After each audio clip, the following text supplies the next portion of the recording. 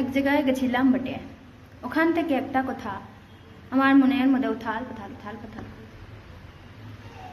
কথাটা হলো, যার যা ননদ আছে তার ননদগুলা নিজে নিজে শ্বশুর বাড়িতে থাকে বটে। আমার ননদ কিসের লেগে বলো তো আমার শ্বশুর বাড়িতে থাকে। আমার তাতে কোনো প্রবলেম নেই, নিজের বাপের খেছে নিজের ভাইয়ের খেছে, কিন্তু আমার একটা মনের মধ্যে একটা সাধ, ননদ আসবে তার কিছুদিন বাদে বাদে নন্দায় আসবে, একখানা গান করব। গলাখানি ভালো হোক নাই বটে, আমি গান করছি, হাসবে নাই তোমরা।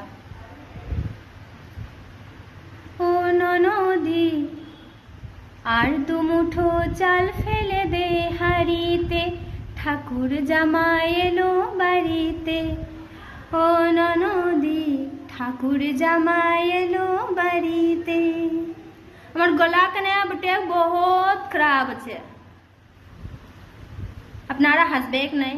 মনের মধ্যে একখানা সাদ, বাপের খেছে তা কি আমার বরের তো খেছে গো, তো সাদ খানে মিটল নাই গো। দিনের পর দিন বছরের পর বছর ননদ নন্দা তার দুখানা বাচ্চা কাচ্চা তিনখানা বাচ্চা কটা জানি নাই, শ্বশুর বাড়িতে